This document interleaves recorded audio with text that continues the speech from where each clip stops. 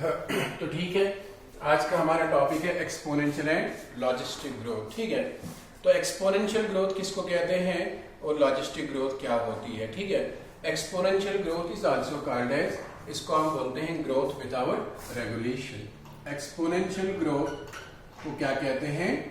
Growth without regulation. उसका मतलब क्या होता है? ऐसी ग्रोथ एक पॉपुलेशन में जो अनलिमिटेड होती है, जिससे पॉपुलेशन का साइज बहुत बढ़ जाता है। इसमें पहले क्या होता है, धीरे पहले जो है ग्रोथ जो है कम होती है। इसमें जो है एक फेज आता है पहले, जिसको कहते हैं लैग फेज। उसके बाद जो है अब्रप्टली जो पॉपुलेशन बहुत ज्यादा जो है बढ़ जाती है। यहाँ पर जब रिसोर्सेज बहुत अवेलेबल रहते हैं इनके लिए, तो ये अपना नंबर जो है बहुत बढ़ा देते हैं। ऐसी ग्रोथ को जो जियोमेट्रिकली जो है वो जिसमें इंक्रीज होता जाए, 2 के 4, 4 के 8, 8 के 16, उसको कहते हैं रैपिड इंक्रीज हो जाए, उस ग्रोथ को कहते हैं एक्सपोनेंशियल ग्रोथ। ठीक है, so it's the pattern of unlimited growth है। It's a pattern of unlimited growth. हम बोलेंगे ये पैटर्न है किसका?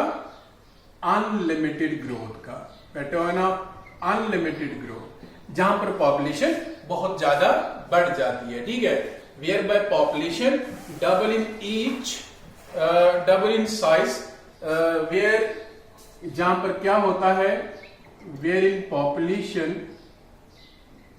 double in size, population का साइज जो होता है वो बहुत ज्यादा बढ़ जाता है यहाँ पर। ठीक है, where in साइज जो है वो पॉपुलेशन डबल हो जाती है in size in each generation है। हर एक जनरेशन में यहां पर जो है पॉपुलेशन का साइज जो है वो बढ़ जाता है। तो ये ज्योमेट्रिक जो है एक ग्रोथ होती है यहां पर एक पॉपुलेशन की। ठीक है, तो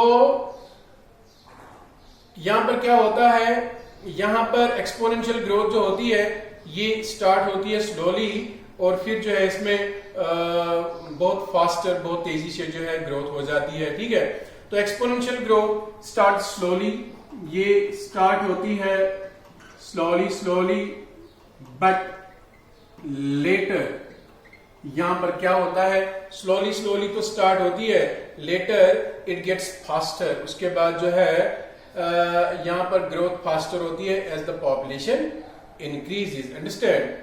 तो ठीक है, पहले जो है ये स्लोली स्टार्ट होती है ये वाली ग्रोथ। इसमें एक फेज आता है जिसको कहते हैं लैग फेज। लैग फेज के बाद उसके बाद क्या होता है, आफ्टर इट ग्रोज रैपिडली। ठीक है, तो इसमें जो है इसमें रैपिड ग्रोथ हो जाती है, तो उसको कहते हैं हम एक्सपोनेंशियल फेज। क्या कहते हैं? Exponential phase. अब ऐसी ग्रोथ जिसमें पॉपुलेशन का साइज हर जनरेशन में जो है बढ़ जाए, डबल हो जाए, उसको कहते हैं हम एक्सपोनेंशियल ग्रोथ। क्या कहते हैं? Exponential growth. Growth without regulation, जिसमें रेगुलेशन ना हो, चेक ना हो, कंट्रोल ना हो, जिसमें एक्सटर्नल रिसोर्सेज का इन्फ्लुएंस ना हो, ऐसी ग्रोथ को हम क्या कहते हैं? इसको हम कहते हैं एक्सपोनेंशियल ग्रोथ।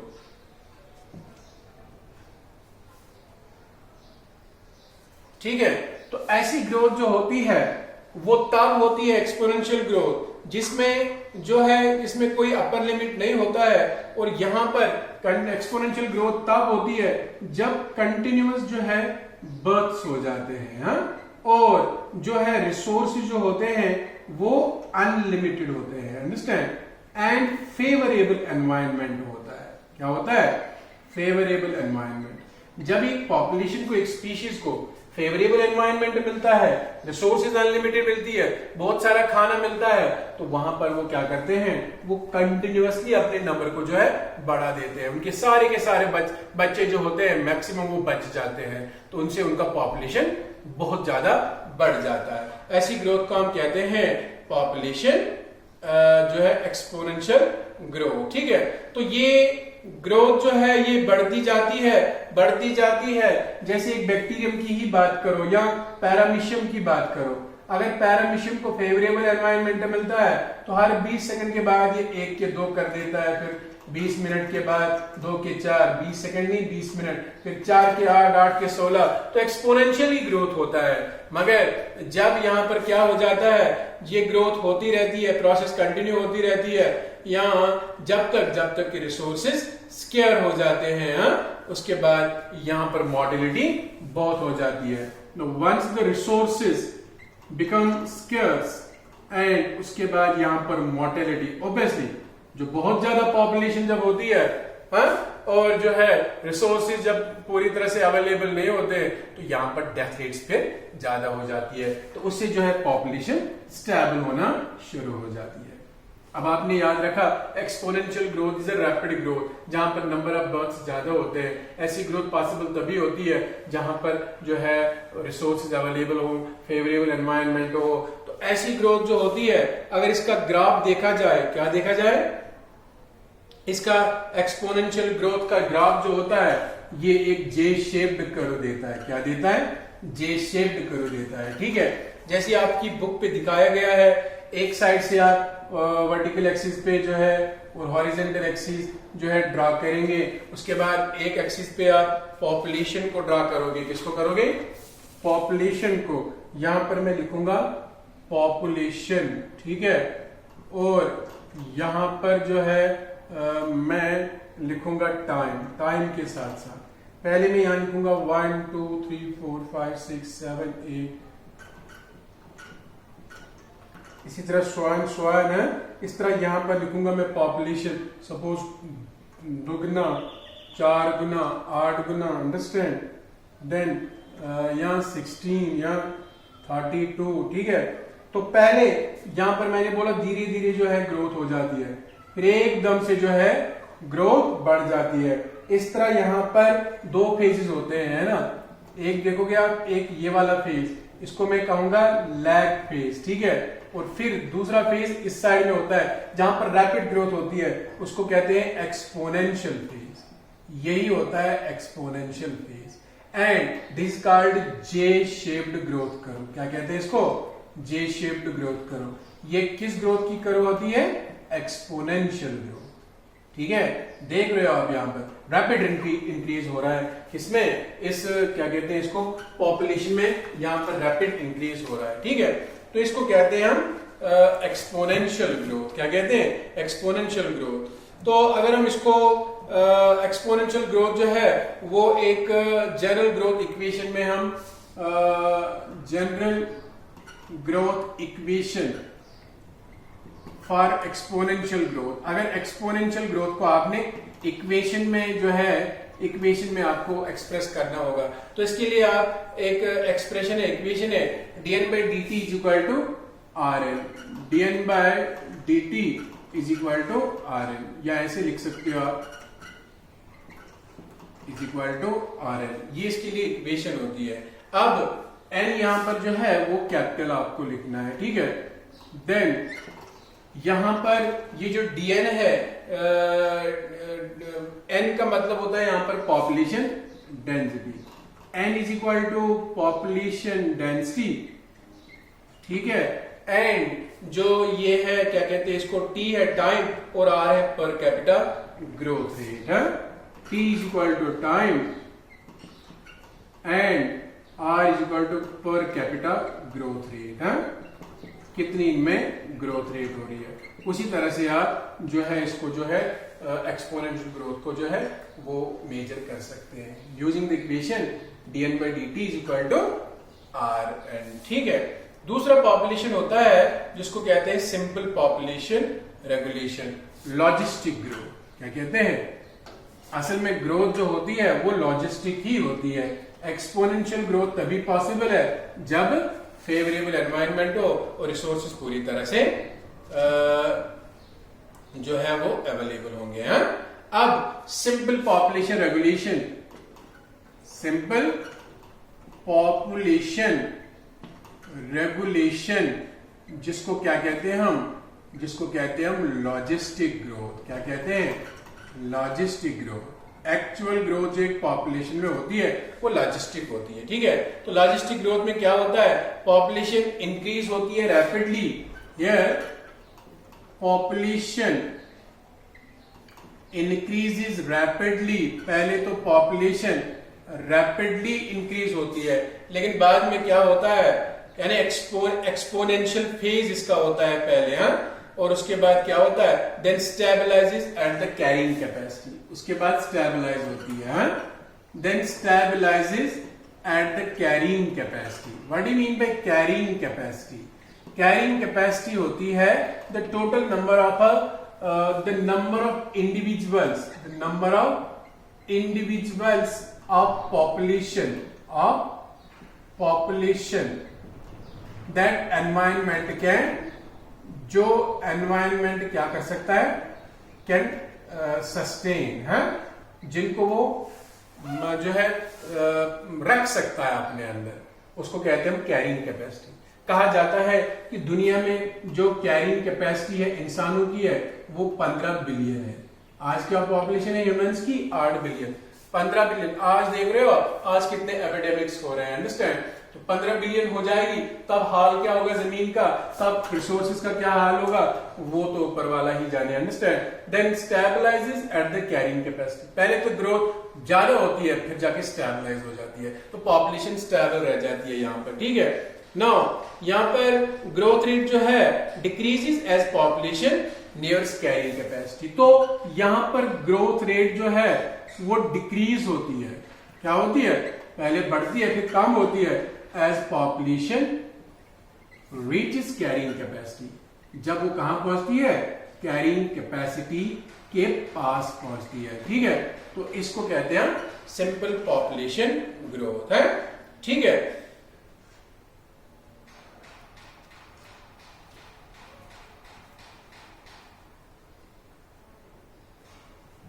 तो लॉजिस्टिक इक्वेशन जो है, लॉजिस्टिक ग्रोथ का जो है इक्वेशन जो है वो इसके लिए भी एक इक्वेशन है, इसको मेजर करने के लिए उसको कहते हैं, वो इक्वेशन है आपको dn by dt is equal to rn, dn by dt is equal to rn, और यहां पर आपको क्या करना है 1 minus n divide by k है यहाँ पर, ठीक है। ये आपको लगाना है। तो यहां पर ये लॉजिस्टिक इक्वेशन जो होती है ये एज्यूम करती है दैट r जो है वो डिक्लाइन होता है एज n इंक्रीजेस है, r डिक्लाइन हो जाता है एज n इंक्रीजेस। जितना जितना नंबर वो जो है बढ़ता जाएगा उतनी उतनी जो है ग्रोथ कम हो जाएगी। Now n is equal to population density, बताया ना मैंने आपको पिछले वाली इक्वेशन में, पॉपुलेशन डेंसिटी, और यहां पर r क्या है? r आप जानते हैं पर कैपिटा ग्रोथ रेट है। क्या है? Per capita growth rate. जूं जो है डेंसिटी बढ़ जाएगी पॉपुलेशन की तो r जो है ग्रोथ रेट जो है वो कम हो जाएगी, ठीक है। डेंसिटी कम r ज्यादा, डेंसिटी ज्यादा r कम, अंडरस्टैंड? तो यहां पर k किसके बराबर है? k का मतलब है कैरिंग कैपेसिटी। मैंने कहा ना जब तक पॉपुलेशन बढ़ती जाती है जब तक कैरिंग कैपेसिटी है, तो कैरिंग कैपेसिटी खत्म तो पॉपुलेशन का ग्रोथ कम हो जाता है, ठीक है। अगर इसको आप करो एक प्लॉट करोगे एक ग्राफ, तो ये आपको देगा एक कर्व जिसको कहते हैं एस शेप्ड कर्व। क्या है? जो लॉजिस्टिक ग्रोथ है इससे हमें एस शेप्ड कर्व जो है वो मिलती है, अंडरस्टैंड? यहां पर आपने फिर वही ग्राफ जो है प्लॉट करना है, एक हॉरिजॉन्टल एक्सिस, एक जो है वर्टिकल एक्सिस। इस पे पॉपुलेशन लेना है, इस पे आपने लेना है टाइम, अंडरस्टैंड? तो टाइम के साथ साथ 1 2 3 4 5, उसके बाद यहाँ पर आपने नंबर ऑफ इंडिविजुअल्स लिखना है। तो यहाँ पर एक कर्व आपको जो है वो इस तरह का कर्व जो है वो आपको हासिल होगा, ठीक है। नाउ यहां पर क्या होगा? यहां पर एक्सपोनेंशियल फेज है ना, ये है एक्सपोनेंशियल फेज है, ये है पहला फेज जो यहां पर है इसको कहते हैं लैग फेज। देखो पहले लैग फेज है, थोड़ा रुकावट है ग्रोथ में, फिर ग्रोथ जबरदस्त हो रही है, फिर जब कैरिंग कैपेसिटी पहुंचती है तो यहां पर स्टेबल ग्रोथ हो जाती है, पॉपुलेशन स्टेबल हो जाती है, स्टेशनरी फेज हम कहेंगे इसको है। अब यहां पर नंबर ऑफ इंडिविजुअल जो है उतने ज्यादा ऐड नहीं हो रहे हैं, तो इसको कहते हैं हम लॉजिस्टिक ग्रोथ। क्या कहते हैं? Logistic growth. अब हम पढ़ेंगे फैक्टर्स रेगुलेटिंग पॉपुलेशन ग्रोथ। अब पॉपुलेशन का साइज यहाँ पॉपुलेशन का जो ग्रोथ है, पॉपुलेशन साइज कौन कौन से फैक्टर्स पे डिपेंडेंट है, उनको कहते हैं factors regulating population growth, factors regulating population growth. The size of the population depends upon so many factors. ठीक है, तो वो बहुत से फैक्टर्स पे डिपेंड करता है. नंबर 1 होता है फूड एंड इसके साथ है शेल्टर यानी स्पेस. फूड एंड शेल्टर यानी स्पेस. देखो, जब तक खाना अवेलेबल रहता है एक पॉपुलेशन को, स्पीशीज को, तब तक वो नंबर बढ़ा देते हैं. खाना कम हो जाएगा तो ऑब्वियसली उनमें कंपटीशन ज्यादा हो जाएगा. खाना कुछ को नहीं मिलेगा तो कुछ मर जाएंगे. यहाँ पर डेथ रेट्स जो है वो मर जाएंगे. तो एक जगह पर रहकर उनको हमेशा पूरी तरह से प्रॉपर उतना ही खाना नहीं मिलता है. कभी कम मिलता है, कभी ज्यादा मिलता है. तो लाइकवाइज उनका जो है वो साइज जो है, पॉपुलेशन ग्रोथ जो है वो यहाँ पर जो है वो डिटरमाइन करता है पॉपुलेशन का जो है साइज कितना रहेगा. अंडरस्टैंड. स्पेस आप जानते हैं, जो शेल्टर होता है, रहने की जगह होती है. तो जब तक रहने की जगह प्रॉपर है सबको, तब तक है वो क्लाइमेटिक कंडीशन से बच के रहेंगे, वो प्रेडेटर से बच के रहेंगे. स्पेस कम हो जाएगी तो जो बाहर हो जाएंगे तो उनको तो है वो तो है मौसम का जो है शिकार हो जाएंगे, बदले मौसम का, और जो है वो हार्श एनवायरनमेंट से जो है एक्सपोज हो जाएंगे और प्रेडेटर्स उनको खा जाएंगे. तो ये एक पहला जो है वो चीज जो है जो पॉपुलेशन ग्रोथ को रेगुलेट करता है. अंडरस्टैंड. दूसरा है जिसको कहते हैं हम वाटर. पानी आप जानते हो, water is very important for life. It is the part of our protoplasm. ये प्रोटोप्लाज्म का हिस्सा है. जब तक पानी अच्छे से अवेलेबल रहता है इनको, तब तक जो है ये फ्लोरिश होते रहते हैं, पॉपुलेशन बढ़ती जाती है, ग्रोथ करती है. पानी कम हो जाएगा तो ऑब्वियसली इनका साइज जो है वो कम हो जाएगा, है ना. तो इस तरह पानी जो है वो एक इंपॉर्टेंट फैक्टर है जो रेगुलेट करता है साइज ऑफ पॉपुलेशन. तीसरा होता है टेरिटरीज. ठीक है, टेरिटरीज जो आपको मैंने पढ़ाया था, टेरिटरीज मार्क करना. टेरिटरी भी एक असर करती है किसके ऊपर, पॉपुलेशन के साइज के ऊपर. ठीक है, तो यहाँ पर हर एक जो है पॉपुलेशन जो है अलग अलग जो है इंडिविजुअल्स अपनी अपनी टेरिटरी मार्क करते हैं. इस तरह पॉपुलेशन का साइज जो है वो रेगुलेट रहता है. ठीक है, तो यहाँ पर टेरिटरीज भी एक जो है पॉपुलेशन के जो साइज को जो है, ग्रोथ को जो है वो इफेक्ट करते हैं उस पर. चौथा होता है प्रेडेटर्स. ठीक है, अब देखो, अगर एक पॉपुलेशन है इंडिविजुअल्स का, ऑब्वियसली उनका कोई प्रेडेटर होता है जिनको खा जाता है. ठीक है, तो वो प्रेडेटर जो है इनपे चेक क्रिएट करता है. जो ही इनका नंबर ज्यादा बढ़ता है, प्रेडेटर कुछ को खा जाते हैं, तो फिर पॉपुलेशन स्टेबल हो जाती है. तो प्रेडेटर्स जो शिकारी होते हैं वो इस पॉपुलेशन का साइज जो है वो बरकरार रखते हैं, मेंटेन रखते हैं, रेगुलेट करते हैं. अंडरस्टैंड. पांचवा होता है वेदर एंड क्लाइमेट. अंडरस्टैंड. अब weather and climate, obviously population का साइज जो है, एक फेवरेबल वेदर, फेवरेबल क्लाइमेट में पॉपुलेशन बढ़ जाती है. जो ही हार्श क्लाइमेट आता है वो उनके कुछ इंडिविजुअल्स मर जाते हैं. तो इस तरह इनके पॉपुलेशन का साइज डिटरमाइन होता है कि कितनी जो है पॉपुलेशन की ग्रोथ हो जाएगी. अंडरस्टैंड. कि वो बढ़ जाएगी ज्यादा, या स्टेबल रहेगी, या जो है कम हो जाएगी. अंडरस्टैंड. तो ये वेदर एंड क्लाइमेट भी एक इंपॉर्टेंट पार्ट प्ले करते हैं एक पॉपुलेशन का साइज जो है वो कंट्रोल करने में. अंडरस्टैंड. देन इसके अलावा पैरासाइट्स एंड डिजीजेस. ठीक है ना. पैरासाइट जानते हो आप, जो दूसरे के अंदर रहता है या ऊपर रहता है, जिसको होस्ट कहते हैं, और उसको जो है फाइनली नुकसान पहुंचाता है और मार देता है. पैरासाइट्स एंड बीमारियां.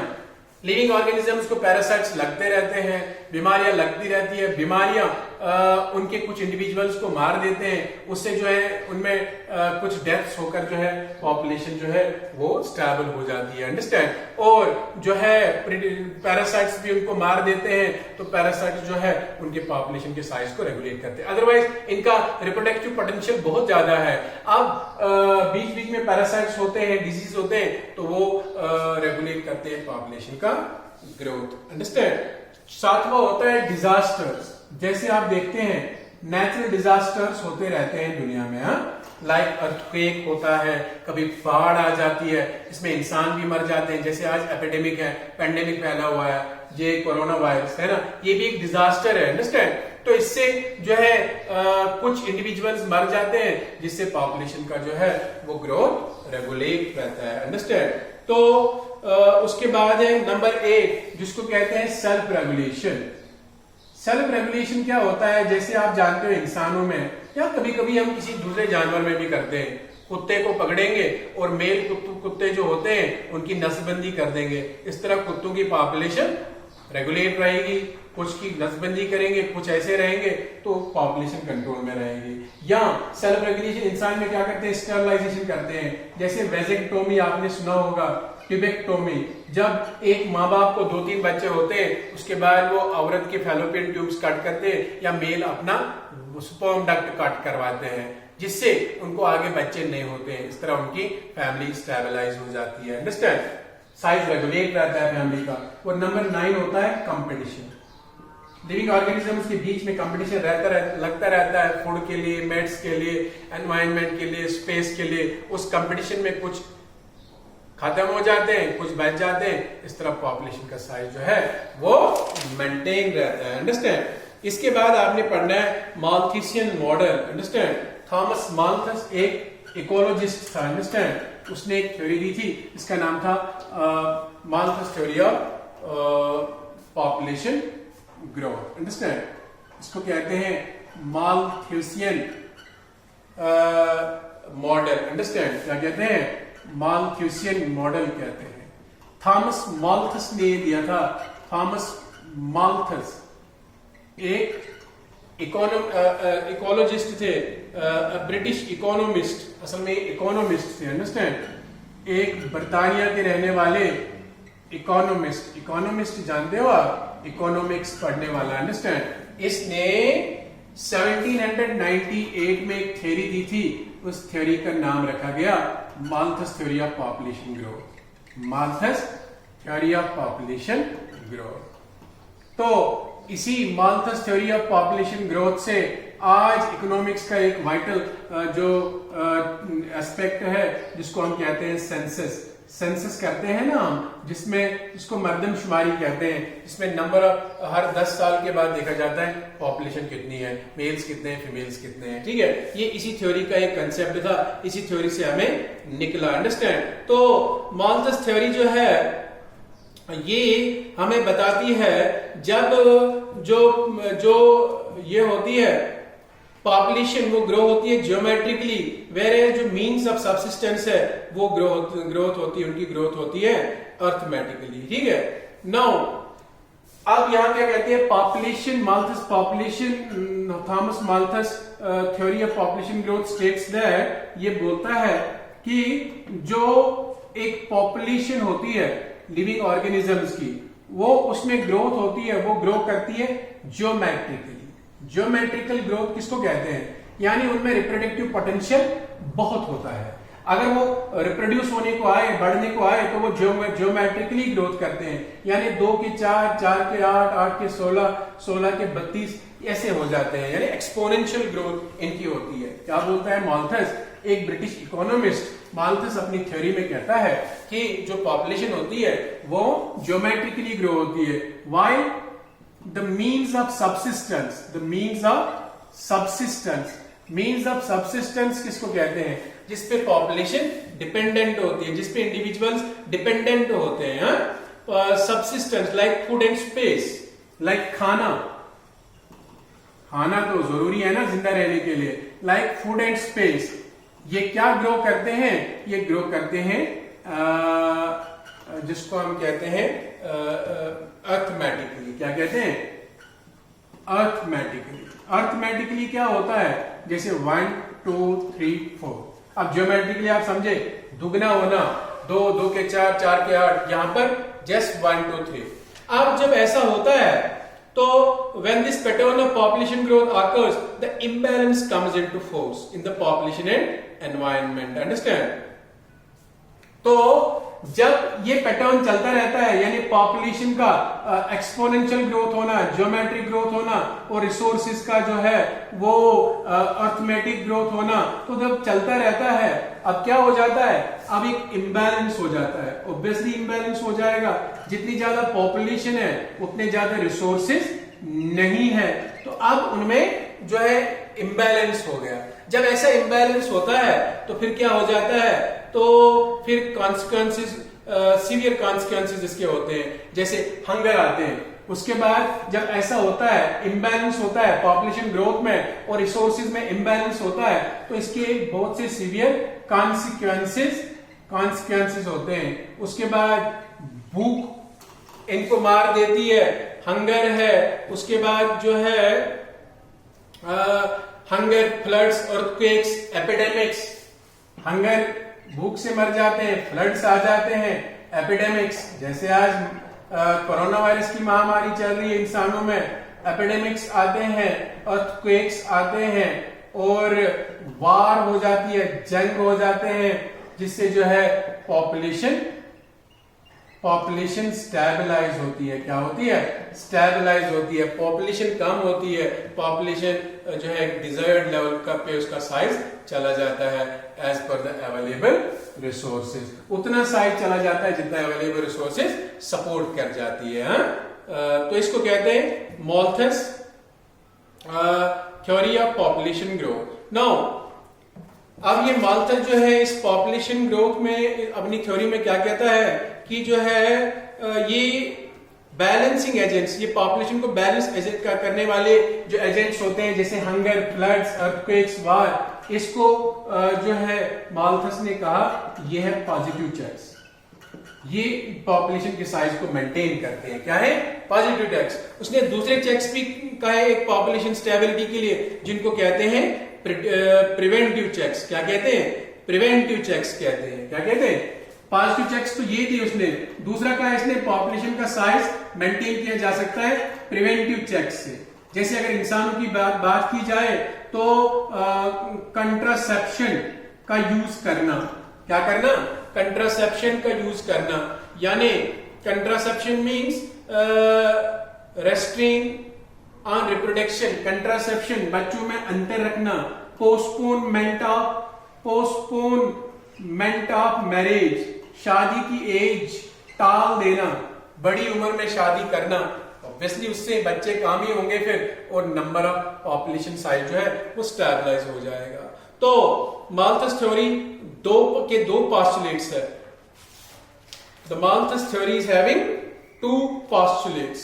कौन कौन सा पोस्टुलेट है इसका? There are two postulates of Malthus theory of population growth. कितने पोस्टुलेट्स है इसके? दो पोस्टुलेट्स है इसके। एक है food is essential requirement for the survival and existence of human. Food is essential requirement for survival and existence of humans. ठीक है ना? खाने के बगैर हम जिंदा नहीं रह सकते, ये जरूरी है हमारे लिए। अंडरस्टैंड? आप देखते हैं हर रोज गरीब पता नहीं कितने बेचारे भूख से मर जाते हैं जिनको खाना नहीं मिलता है। The passion between the sexes is necessary. दूसरा पोस्टुलेट इसका है passion between sexes is necessary. Understand? Sexes के बीच में पैशन होना, यानी फैमिली प्लानिंग करना, ये बहुत ही जरूरी है। इससे पॉपुलेशन स्टेबलाइज होती है। ठीक है? नाउ जो है इसको हम कहते हैं Malthus theory of population growth. तो आज के लिए हमने इतना पढ़ा। कल हम इसका लास्ट टॉपिक पढ़ेंगे जिसको कहते हैं डेमोग्राफिक ट्रांजिशन। उसके बाद ये चैप्टर खत्म हो जाएगा और हम अगला चैप्टर लेंगे एनर्जी रिसोर्सेज। तो आज के लिए इतना काफी है।